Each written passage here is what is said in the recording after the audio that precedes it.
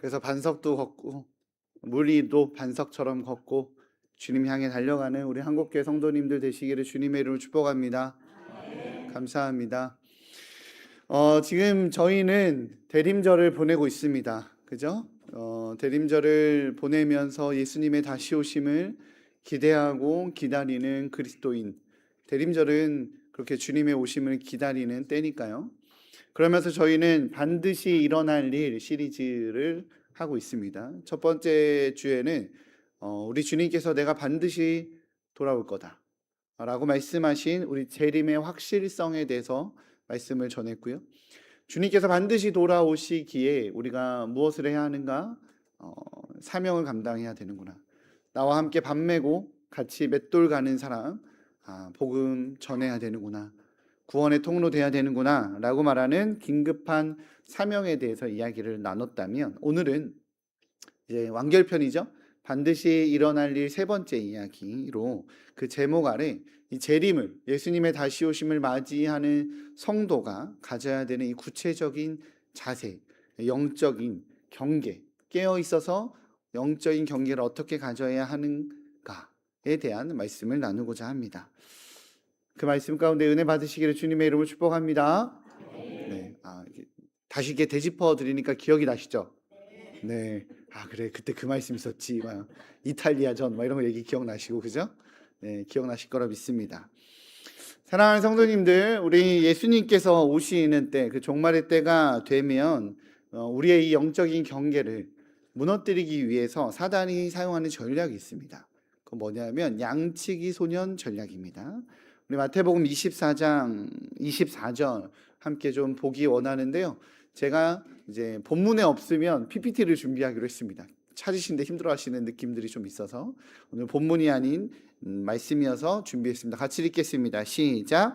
거짓 그리스도들과 거짓 선지자들이 일어나 큰 표적과 기사를 보여 할 수만 있으면 택한 자 미혹하리라. 아멘. 네, 이런 말씀을 우리 예수님이 하셨어요. 마지막 때의 때가 되면 양치기 소년 같은, 우리가 모두 알고 있는 양치기 소년 같은 일이 일어난다. 양치기 소년 이야기 아시죠? 양치기 소년이 하도 심심하니까 늑대가 나타났다 라고 거짓말했어요. 늑대가 실제로 안 나타났는데 거짓말을 했습니다. 그런데 이웃 주민들이 늑대가 나타났다고 하니까 양치기 소년을 도우려고 달려갔습니다. 근데 늑대가 안 나타난 거예요. 그렇게 한 몇 번 늑대가 나타났다라고 거짓말하니까 진짜 늑대가 나타났을 때 아무도 도와주지 않은 거죠. 아무도 도와주러 달려오지 않게 되는 이야기입니다. 우리 모두가 알고 있는 우솝 이야기죠.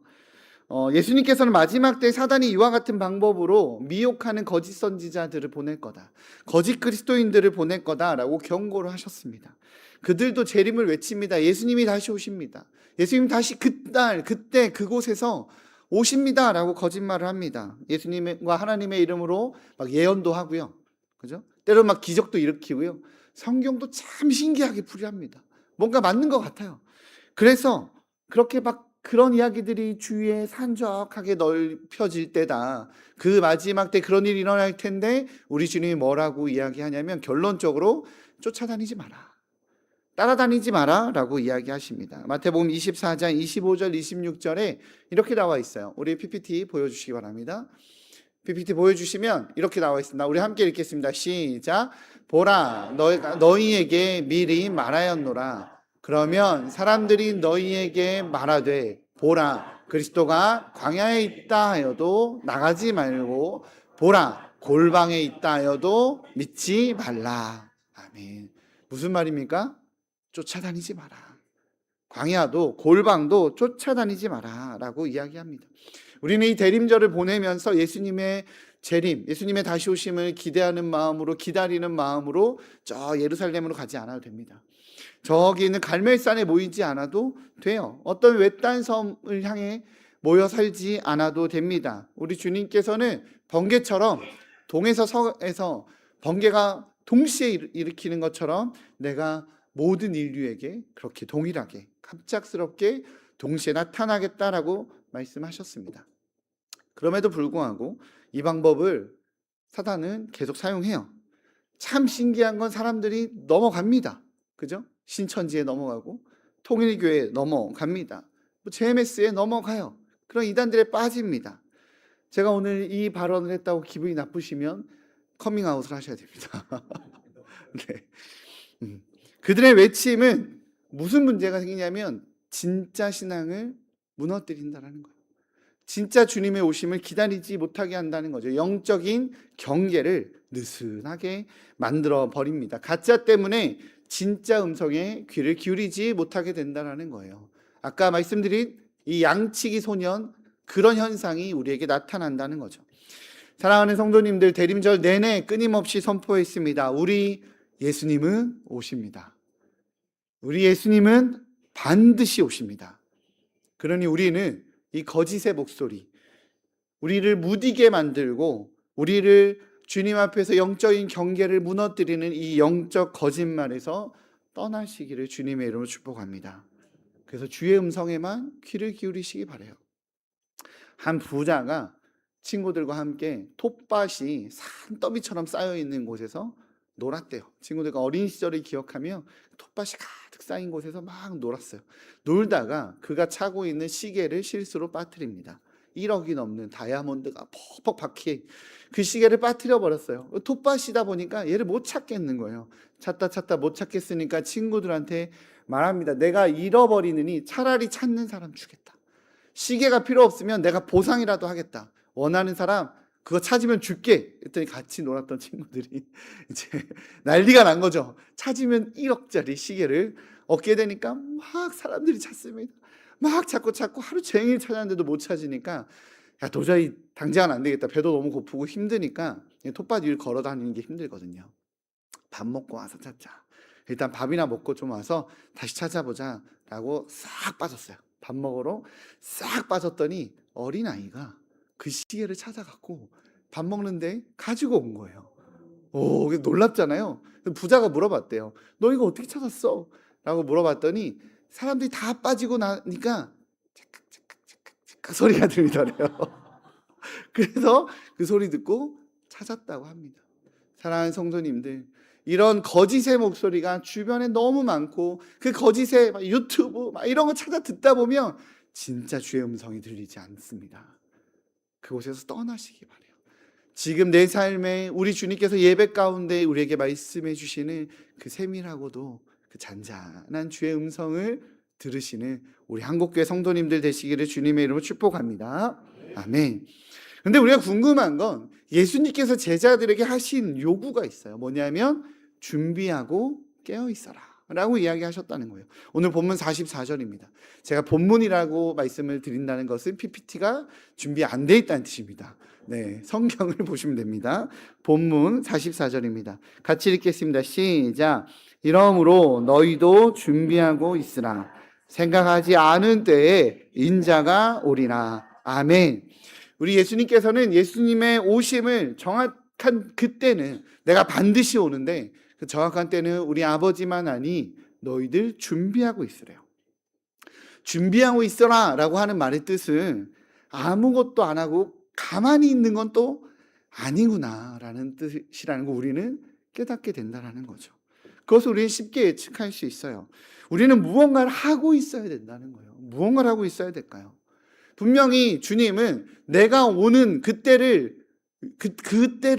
생각해서 그때가 언젠지 쫓아다니지도 말고 거기가 어딘지 따라다니지도 말고 그런 거 따라다니지 말라고 하셔서 그럼 가만히 있어야겠구나 라고 생각할 수 있지만 주님은 준비하고 있어라 라고 하니 뭔가를 해야 되는구나 우리는 깨닫게 되는데 그 무언가가 무엇일까요? 성경은요 깨어 있어라 라고 얘기해요. 42절입니다. 42절 같이 읽겠습니다. 시작. 그러므로 깨어 있으라. 어느 날에 임할는지 너희가 알지 못함이라. 아멘. 사랑하는 성도님들, 옆에 사람에게 그렇게 인사하겠습니다. 깨어 있읍시다. 네, 이 타이밍에 졸고 있는 분 깨우시면 됩니다. 네, 이 타임. 자, 일어나. 이렇게 깨우시면 돼요. 네. 사랑하는 성도님들, 우리 예수님께서는 우리에게 깨어 있어라 라고 말했어요. 왜 깨어 있어야 되냐? 우리 예수님의 대답은 도둑같이 내가 임할 거기 때문에 라고 이야기하세요. 우리 예수님께서의 오심은 도둑같이 임한대요. 참 표현 이상하지 않습니까? 우리 예수님은 도둑이 아니거든요. 도둑이 아닌데 우리 예수님은 도둑같이 임한다라고 이야기하십니다. 도둑이 찾아옴과 우리 예수님의 찾아옴에 공통점이 두 가지 있습니다. 첫 번째는 미리 말하지 않고 온다는 거, 갑자기 온다는 거고요. 이거 우리 다 알고 있는 거고, 두 번째는 도둑이나 예수님의 공통점은 내가 쌓아둔 것이 의미가 없어진다는 거예요. 도둑은요, 내가 집에 금값이 지금 막 엄청 비싸잖아요, 그죠? 엄청 지금 비싼데 내가 금값이 100만 원이 넘으면 그때 팔리라 라고 집에 금은 보화를 잘 모아놨어요. 도둑이 옵니다. 어떻게 됩니까? 다 빼앗겨요. 집에 보석, 현찰 모아둬도 도둑이 오면 다 의미 없어지는 것처럼 예수님이 오심도 그와 같아요. 내가 나를 위해서, 나중을 위해서 언젠가 쓰겠다라고 내가 이 땅에서 쌓아둔 거, 이 땅에서 높이 높이 쌓아두고 준비한 것, 주님 오시면 다 의미 없어요. 다 의미 없습니다. 학력도 재산도 다 의미 없어요. 예수님의 오심과 도둑의 오미 같은 점은 오시면 가지고 있던 것이 의미가 없다는 거예요. 그러니 우리 주님은 갑자기 임할 건데 깨어 있어라. 말씀처럼 깨어 있어야 된다는 거죠. 그러면 우리 묻게 되죠. 목사님, 깨어 있는 게 뭔데요? 깨어 있다. 깨어 있어라 라고 말씀하시는데 깨어 있는 게 뭘까요? 이것을 사도 베드로가 설명해 놓았습니다. 사도 베드로는 베드로전서 4장에 이렇게 설명해 놨습니다. 4장 7절에서 10절입니다. PPT가 준비되어 있다는 뜻이죠. 띄워주시면 됩니다. 네, 같이 읽겠습니다. 시작. 만물의 마지막이 가까이 왔으니 그러므로 너희는 정신을 차리고 근신하여 기도하라. 무엇보다도 뜨겁게 서로 사랑할지니 사랑은 허다한 죄를 덮느니라. 서로 대접하기를 원망 없이 하고 각각 은사를 받은 대로 하나님의 여러 가지 은혜를 맡은 선한 청지기 같이 서로 봉사하라. 아멘. 사도 베드로는 우리 주님이 마지막 때에 깨어 있어라 라고 하는 말을 우리에게 피부에 와닿는 그 말씀대로 이 종말의 때에 마지막 때가 가까우면 우리가 깨어 있는다라는 것이 무엇을 의미하느냐? 근신하여 기도하고 무엇보다 뜨겁게 서로 사랑하고 청지기같이 봉사해라 라고 말하고 있다는 거예요. 세 가지죠. 기도해라, 사랑해라, 봉사해라. 따라해 볼게요. 기도해라, 사랑해라, 봉사해라. 이것이 마지막 때의 깨어있음이라는 것을 놓치지 않으시는 우리 성도님들 되시기를 주님의 이름으로 축복합니다. 이 세 가지가 연결되어 있어요. 사도 베드로는요, 기도해라 라고 명합니다. 마지막 때에 기도해라. 왜 기도하라고 할까요? 기도해서 주님 어느 타이밍에 언제 오시는지, 그리고 어디로 오시는지 그 시기와 그 장소를 계시받기 위해 기도하라고 하시나요? 아니죠. 그 기도에서 주님 그때 그 순간 그 자리로 오는군요. 우리가 그리로 가야 되는군요 라고 우리 주님은 기도하라고 하지 않습니다. 그러니 기도한다고 해서 그거 아무도 받지 못해요. 네, 우리 주님이 기도하라는 이유는 사랑하고 봉사하기 위해서, 서로 사랑하고 서로 봉사하기 위해서 기도해라 라고 말합니다. 왜냐? 우리는 우리 힘으로 사랑할 수 없기 때문에 그래요. 우리는 우리 힘으로 봉사할 수 없기 때문에 그래요. 우리는 주님께서 주신 은혜가 있어야 사랑할 수 있어요. 우리는 주님께서 주시는 그 기쁨과 감사가 있어야 서로 봉사할 수 있는 존재이기 때문에 그렇습니다. 영적인 공급을 받아야만 그 일을 할 수 있으니 영적인 공급, 주님 앞에 힘 받기 위해서, 주님 앞에 영적인 공급 받기 위해서 기도하라라고 말씀하시는 겁니다. 그런데 기도에서 사랑하고 봉사해라 라는 말의 뜻은 무엇을 뜻하는 거죠?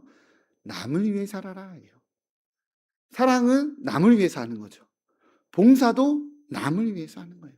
생각해 보겠습니다. 마지막 때 종말을 의미하죠. 다 끝난 세상이에요. 우리가 생각하는 이 종말의 이미지는 어떤 이미지이세요? 세상의 시스템이 무너지고 혼란과 환란이 있는 바로 그때를 우리는 종말이라고 쉽게 생각할 수 있어요. 그러니 이 환란의 때에 세상의 시스템도 무너지고 질서도 무너지고 기준도 무너질 이때에는 대부분의 사람들은요, 철저하게 자기 이익을 구합니다.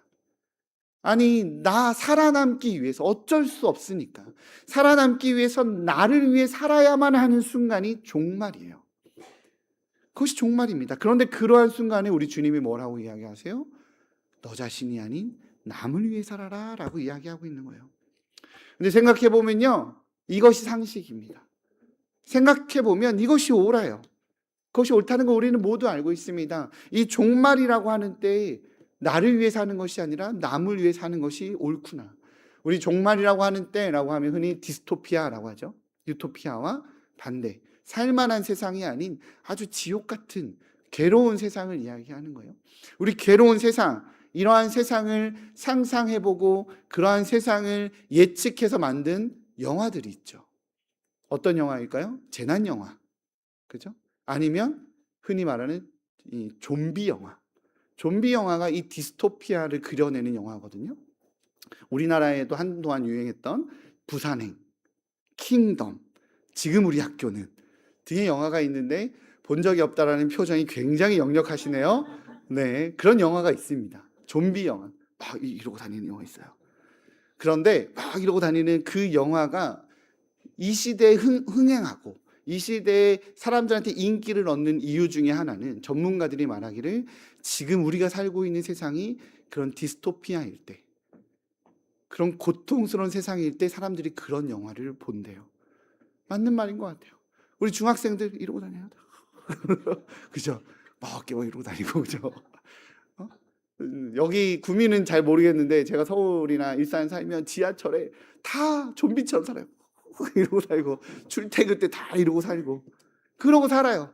디스토피아 같은 세상, 이 좀비 영화 같은 세상, 매일매일 각자의 자리에서 살아남기 위해 밟아야 되고 짓밟아야 되고 거짓말해서라도 나의 공의를 드러내야 되는 바로 그러한 세상, 그러한 세상에 그런 영화를 보면요, 우리는 보게 되는 빌런이 있죠. 그죠? 자기 살아남으려고 나이 많은 어르신들 막 좀비 무리한테 던져놓는 그런 빌런들이 있어요. 자기 혼자 살아남으려고 같이 있는 사람들을 위험에 빠뜨리는 사람, 어린아이도 위기에 몰아넣는 그런 빌런들이 있다는 거죠. 그런 사람들 우리는 어떻게 합니까? 그래, 저런 세상에선 어쩔 수 없지 라고 생각하시나요? 다 손가락질하며 욕하시나요? 다 우리 욕해요. 그렇잖아요. 그런데 영화에서 보면 꼭 답답한데 바른 말인 건 알지만 답답한 꼭 그 이야기를 하는 주인공들이 있어요. 그죠?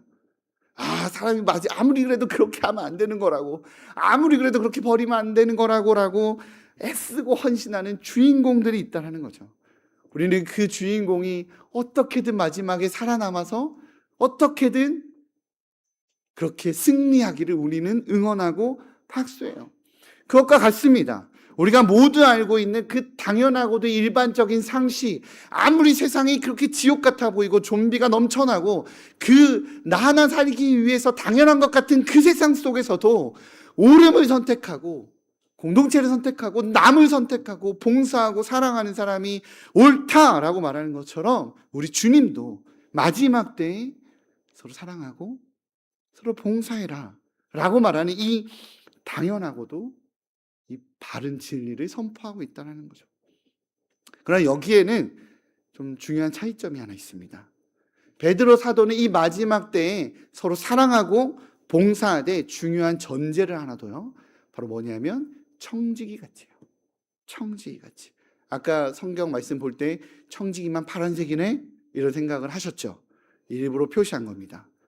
청지기 같이. 나의 양심과 나의 도덕론과 나의 계산으로 사랑하고 봉사하는 것이 아니라 전화벨이 울리더라도 우리는 말씀에 집중하는 그 마음처럼 청지기로서 사랑하고 봉사하는 거예요. 그러하기에 오늘 본문 44절, 분명히 목사님 3주 동안 44절까지만 하기로 약속해 놓고서는 마지막 주에 거짓말을 했죠. 그죠? 오늘 본문 46절까지 했거든요. 44절로 끊으려고 3주를 약속했지만 말씀을 준비하다 보니 46절까지 갈 수밖에 없었어요. 45절에 우리 주님은 뜬금없이 이 말씀을 하는 겁니다. 45절 우리 본문입니다. 같이 읽어보겠습니다. 시작. 충성되고 지혜 있는 종이 되어 주인에게 그 집 사람들을 맡아 때를 따라 양식을 나눠줄 자가 누구냐. 아멘. 굉장히 뜬금없지 않습니까? 예수님께서 굉장히 뜬금없어요. 깨어있어라, 준비해라, 마지막 때에 그래라 라고 이야기하셔놓고서는 뜬금없이 우리 주님은 갑자기 충성되고 지혜 있는 종이 돼서 양식을 나눠줄 자가 누구냐라고 하는 뜬금없는 메시지를 전하고 있다는 거죠. 왜요? 우리 주님은 청지기로서 맡은 바 역할을 하고 있는 그 사람을 찾는 거예요. 이 마지막 때 나 살아남기 위해서 어떻게 해야 살아남을 수 있을까라고 남을 배신해서라도 나를 생각하는 사람이 아니라 우리 마지막 때에 우리 주님의 관점과 우리의 관점이 여기서 나뉘게 되는 거예요. 우리는 마지막 때 내가 살아남을 수 있는 방법, 내가 구원받을 수 있는 방법, 거기에 우리의 관심과 중심이 있지만 우리 주님의 입장에서는 내가 맡긴 거, 내가 시킨 일, 내가 돌아왔을 때 잘 해내고 있느냐를 보겠다는 거예요. 우리 주님 입장에서는 그게 중요한 거라는 거죠. 우리 주님은 이 땅을 창조하신 우리 주님께서는 이 땅을 잘 다스리라고 우리를 이 땅의 대리 통치자로 부르셨습니다. 자녀로 부르셨고 주의 형상으로 부르셨습니다. 믿으시죠? 목사님 그런 설교 하신 적 없잖아요. 수요 예배 때 했습니다. 네, 수요 예배 오시면 합니다. 수요 예배 때 하나님께서 우리를 창조하시고 우리를 대리 통치자로 우리를 자녀로 부르셨거든요. 하나님께 우리를 그렇게 부르셨어요. 그런데 이 땅에서 주의 형상 드러내며 주님의 모습 드러내며 주님의 마음 드러내며 대리 통치자로 살아가야 될 우리가 이 땅을 창조하신 주님의 것을 주님의 것이라고 말하지 않고 대리 통치자가 아닌 내가 통치자가 되고 싶어서 그거 내 거라고 나 누리고 나 향유하고 심지어는 남의 것을 빼앗아 착취해서라도 나 잘 사는 삶만 살겠다라고 욕심부리다 이 세상이 그렇게 타락해져 간 거예요. 뺏기지 않으려고 뺏으려 했고요. 나눠주지 않고 자기만 가지려 합니다. 높은 탑을 세워서 말입니다. 그렇게 이 마지막 때에 죄악을 선택하고 자기 이익을 추구하고 자기 욕망을 추구해서 밟고 올라서고 서로 이용하려는 그런 세상 속에서 다르게 살아가는 이들이 있다는 거죠. 어떻게 살아갑니까? 주님 내 것이 아닙니다. 나는 청지기입니다. 주님이 주신 거죠. 이 땅 창조하신 이가 주님이시기에 주님 주신 것이기에 주의 사명, 주의 부르심 감당하기에 나눠주며 돌보며 사랑하며 청지기로 부름받은 자로 하나님의 자녀로 살아가며 서로 사랑하고 봉사하는 사람들, 그를 주님이 마지막 때 내가 돌아와서 찾겠다라고 하는 거예요. 그러니 46절에 이 말씀을 하십니다. 46절 같이 읽겠습니다. 시작. 주인이 올 때에 그 종이 이렇게 하는 것을 보면 그 종이 복이 있으리라. 아멘. 이렇게가 뭐예요? 충성되고 지혜 있는 종이 되어 때를 따라 양식을 나눠주는 것. 주님께서 주신 것으로 함께 살아가는 사람들, 사랑하고 봉사하는 그 청지기의 정체성을 갖고 오늘도 살아가고 있는 사람들, 주님 오실 날, 주님 만날 날 기대하고 좁은 문, 좁은 길 선택하는 사람들, 그것이 깨어있는 것입니다. 할렐루야. 그게 깨어있는 거예요. 사랑하는 성도님들, 그러하기에 그런 의미로서 선포합니다. 저는요, 우리 성도님들의 인생에서 우리 하나님이 1순위가 아니었으면 좋겠어요. 여러분의 인생에서 하나님이 1번입니다 라고 고백하지 않았으면 좋겠어요. 우린 때는 착각합니다. 하나님 1번이고요. 가족 2번이고요. 건강 3번이고요. 직장생활 4번입니다 라고 우리는 이야기해요. 하나님이 1번이니 가장 큰 비중을 내 인생에 갖고 있습니다 라고 말하기도 하지만 가족도 직장도 건강도 중요하니 주님 잠시만요. 제 것도 챙겨야 주님도 챙기죠 라고 말하며 우리는 오해합니다. 사랑하는 성도님들, 우리 하나님은요 1순위가 아니라 전부입니다. 믿으십니까? 우리 주님은 1번이 아니라 전부예요. 이 말의 뜻도 오해하지 않으셨으면 좋겠어요. 그건 모두 내팽겨치고 주의 일, 하나님의 일, 교회 일만 하라는 것이 아니라 가족도 주의 영광을 위해 돌보시기 바랍니다. 건강도 나는 원래 이런 거 좋아해 라고 고집 부리지 마시고 하나님의 성전인 건강을 돌보시기 바랍니다. 직장도 내가 살아남고 나도 돈도 많이 벌어야 헌금도 하고 교회에서 또 좀 하지 라고 생각하지 마시고 그 직장에서 주의 영광을 위해 귀한 선택하시기를 주님의 이름으로 축복합니다. 나를 아프게 하고 나를 힘들게 하는 가족이 있습니까? 미워 죽겠습니까? 그래도 나 사랑하신 우리 주님 생각하며 때로는 물질의 문제 때문에 때로는 여러 가지 입장 때문에 다퉜던 그분 아버지의 마음 품고 다시 다가가시기를 주님의 이름으로 축복합니다. 사업체 운영하면서 좀 정직하게 하면 우리 주님이 복 주실 것 같아서 더 풍성하게 해서 잘 나가서 성공할 것 같아서 정직을 행하는 것이 아니라 혹여라도 주님, 우리 주님 영광 가리울까 봐, 혹여라도 주님, 우리 주님 싫어하실까 봐 솔리데오 글로리아, 내가 주의 영광을 위해 정직을 선택합니다. 이 주의 영광을 위해 정직을 선택했다. 주님 가난해지고 사기당하고 어려워도 주님께 영광이었다라며 감사합니다라고 고백하는 바로 그 삶의 태도가 솔리데오 글로리아, 오직 주의 영광을 위해 하나님이 내 인생의 전부입니다 라고 고백하는 삶, 청지기의 삶인 것을 놓치지 않으시기를 주님의 이름으로 축복합니다. 그것이 바로 주님이 다시 오심을 기대하고 기다리는 삶인 거예요. 그게 깨어있는 삶인 거예요. 주님의 영광을 위해 어느 곳에서든지 어느 때든 살고 있으니 주님이 언제 오시는 것이 중요하지 않아요. 언제든지 오셔도 좋은 거예요. 주님 언제 오십니까를 따라다닐 필요가 없어요. 왜냐하면 나는 오늘도 주의 영광을 위해 주님께서 주신 모든 것으로 사랑하고 봉사하며 주님의 이름 드러내고 살고 있으니 어느 때 어느 순간 어떻게 오시든 우리는 뭐라고 고백할 수 있는 거예요? 마라나타, 주 예수여 어서 오시옵소서. 그게 깨어있는 삶인 것입니다. 말씀을 마무리합니다. 우리는 반드시 일어날 일이라는 제목으로 3주간 말씀을 나눴습니다. 다시 말씀드립니다. 우리 주님은 반드시 오십니다. 우리 주님은 그 영광스러운 모습으로 반드시 오십니다.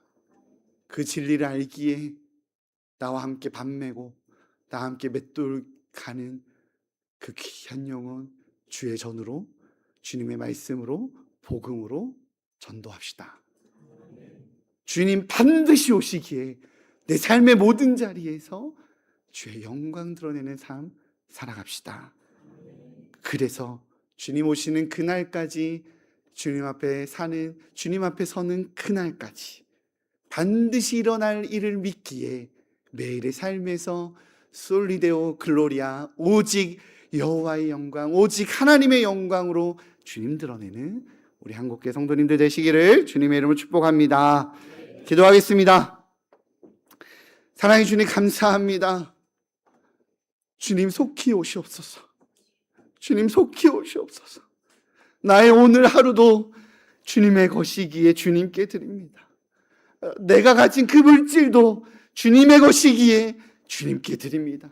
어느 때 어느 순간 어떻게 오든 주의 형상 드러내며 살아가기 원하오니 아버지 우리에게 그 은혜를 허락하여 주옵소서. 그 능력을 허락하여 주옵소서. 감사합니다. 우리 주 예수 그리스도의 이름으로 기도합니다. 아멘.